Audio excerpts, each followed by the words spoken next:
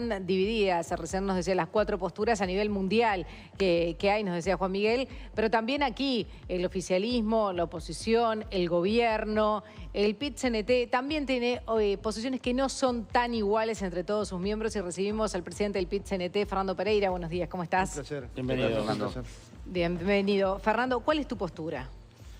Bueno, Venezuela se lo trata como un partido de fútbol, ¿no?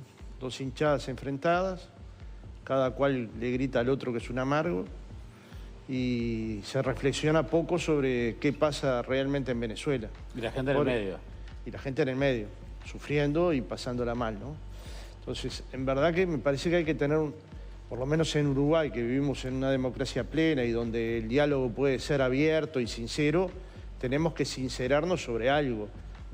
La democracia en América Latina está en riesgo, digamos. Los países en América Latina son pocos democráticos. A excepción de Uruguay y Costa Rica, todos los demás de países no fueron incluidos en la lista de democracia plena. ¿Qué significa esto? O que violan algún derecho humano o que violan alguna libertad, que más o menos es lo mismo, ¿no?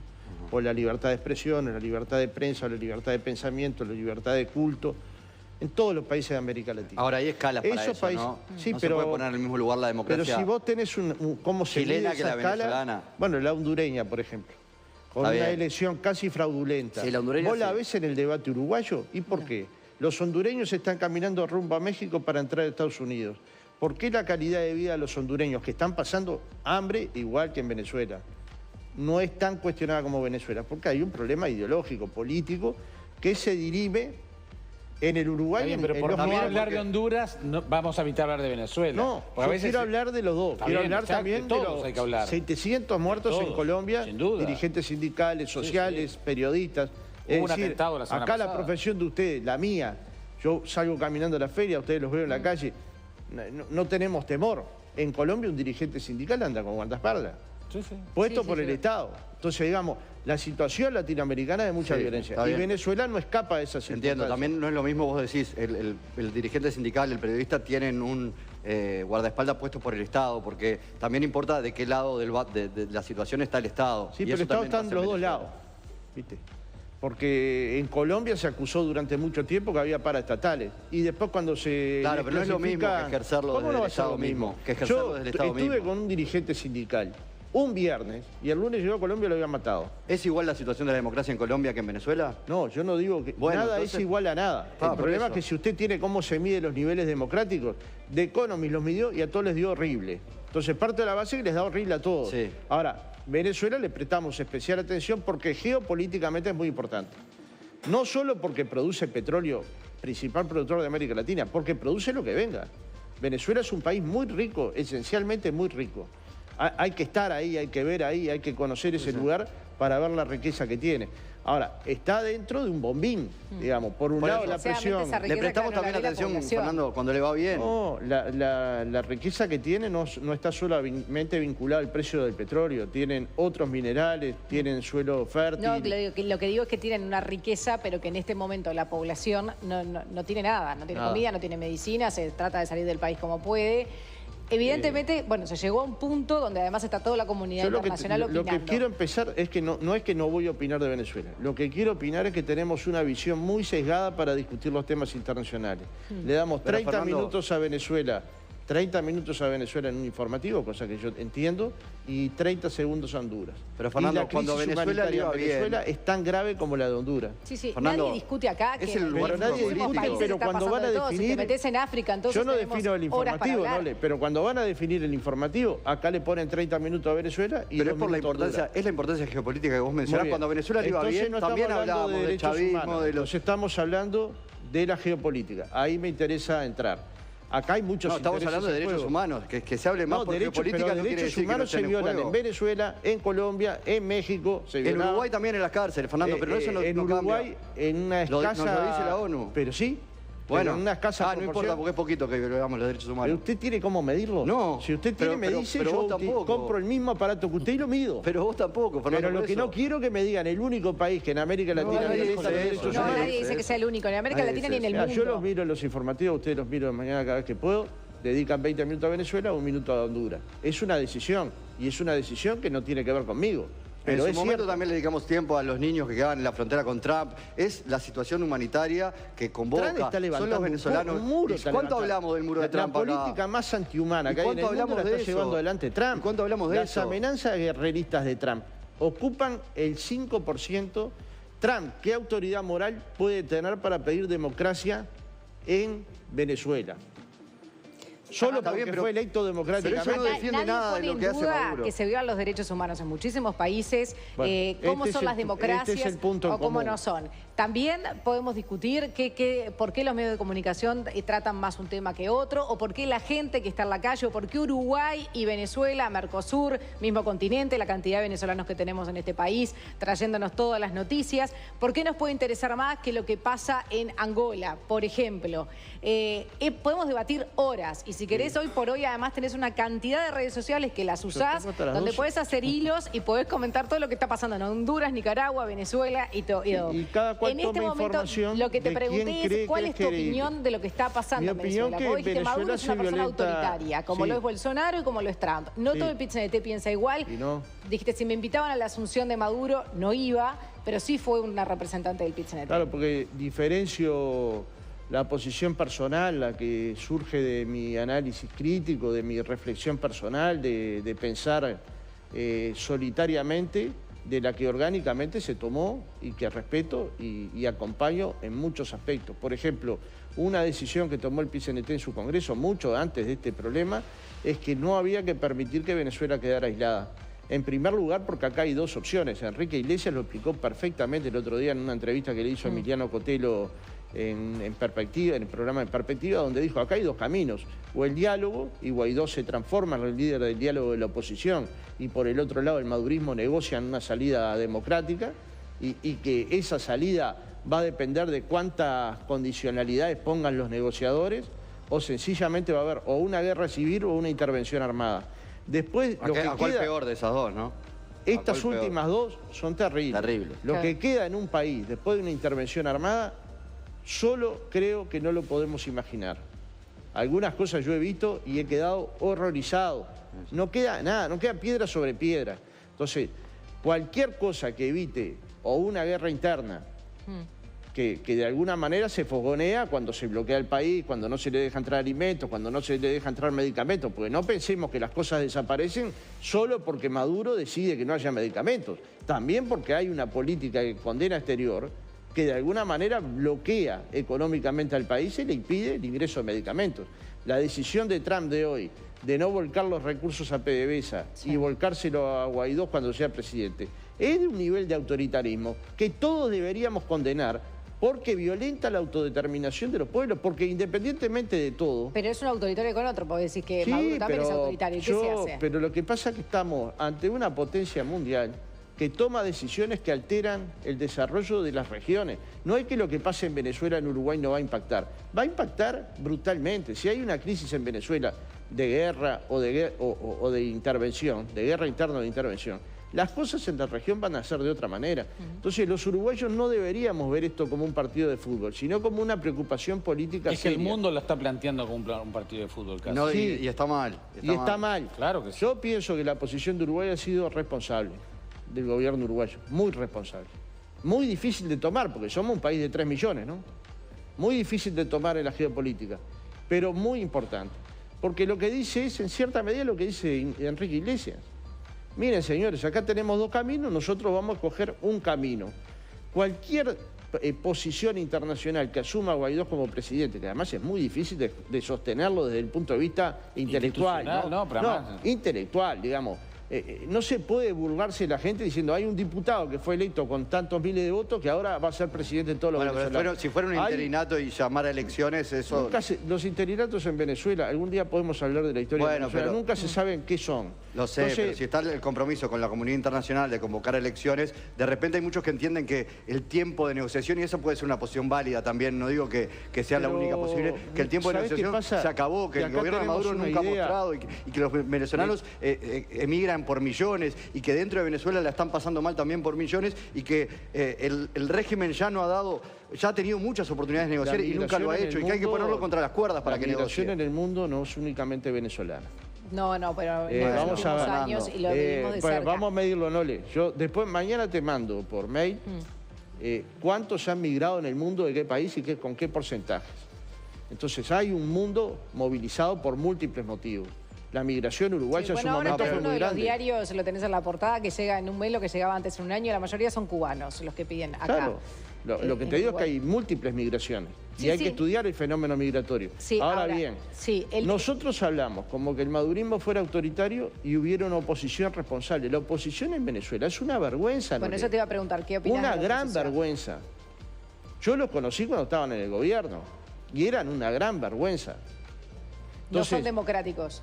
Son poco democráticas sus acciones. Yo, si fuera venezolano, estaría movilizado por muchas de las cuestiones que pasan en Venezuela. Como dirigente sindical lo digo, ¿no? Como sindicalista. Pero no estaría movilizado en clave antidemocrática. Esto es armados.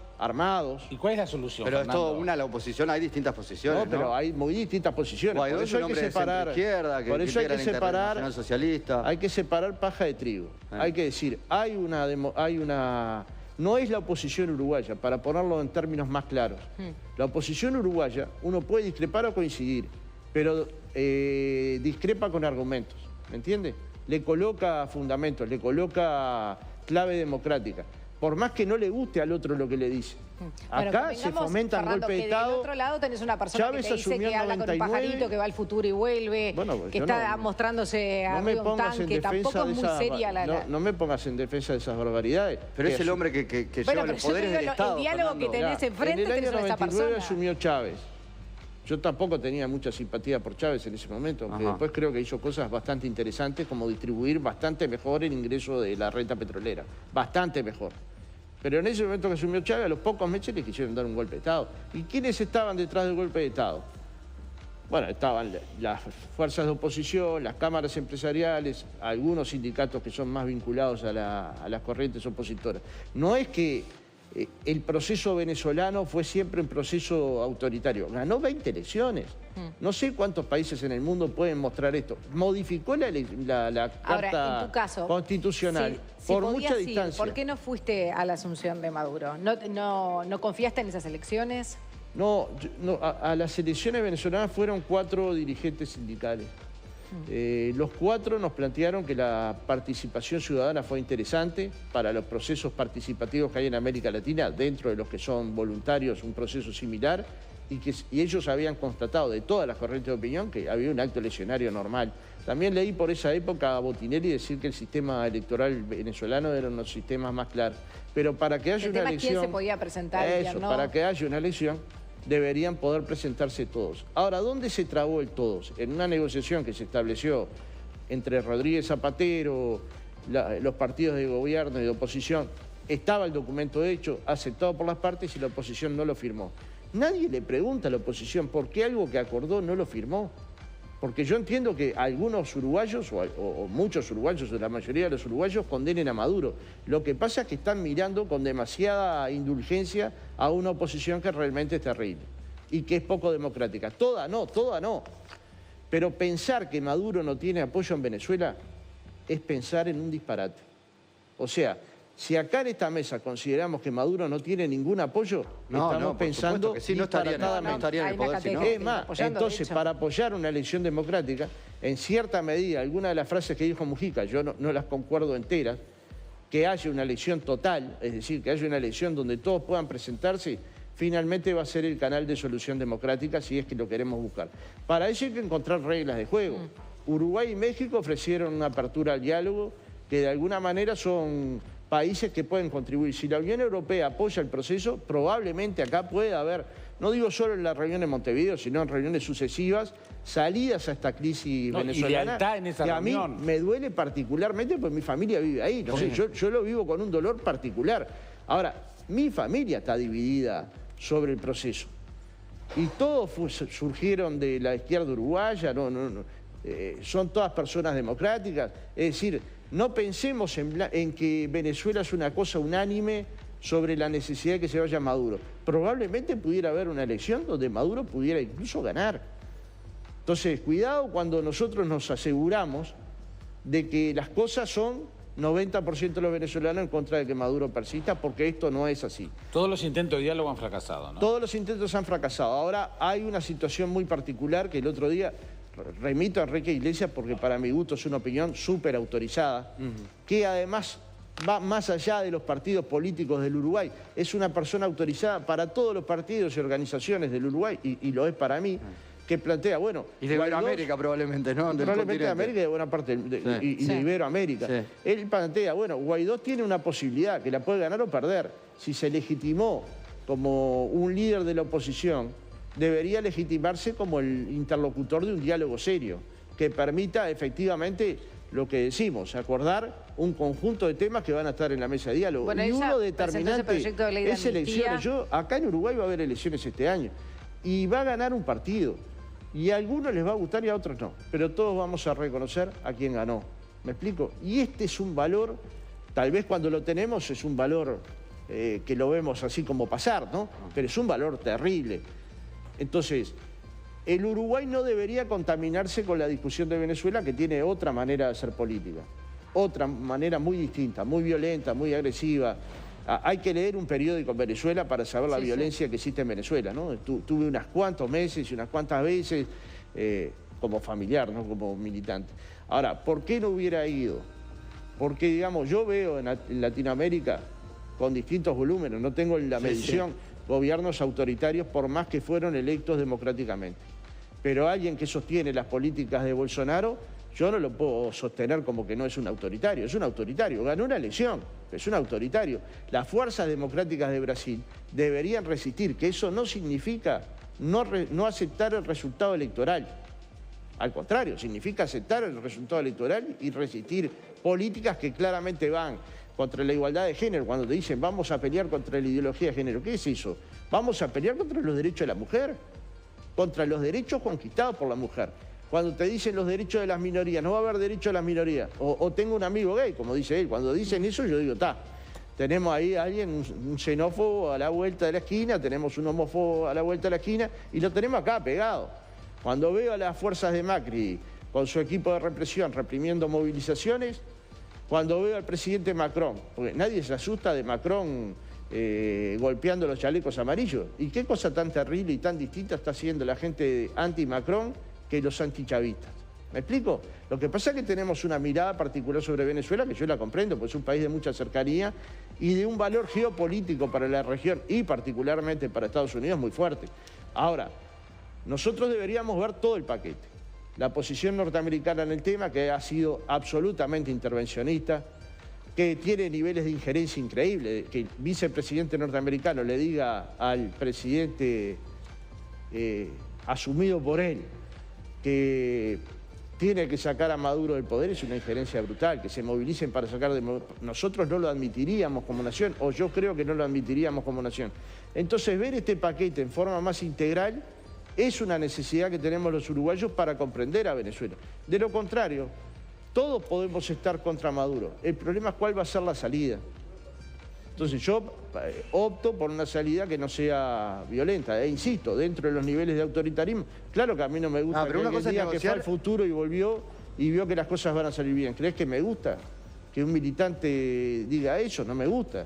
O que habló con un pajarito, pero... A ver, Trump no habla con pajarito, pero el pajarito que le sopla la oreja es bastante más violento que el que le sopla Maduro, ¿no? Sí, pero yo ya no hablo de violencia, sino de cordura, de sentido común, ¿no? De coherencia. Bueno, yo creo que todos estos que nombré, no sé si pasan los psicofísicos, ¿no? Hablo en todos los casos. Fernando Pereira, muchísimas gracias por acompañarnos. Tenemos que hacer una tanda de desayunos informales. Al regreso vamos a estar hablando con el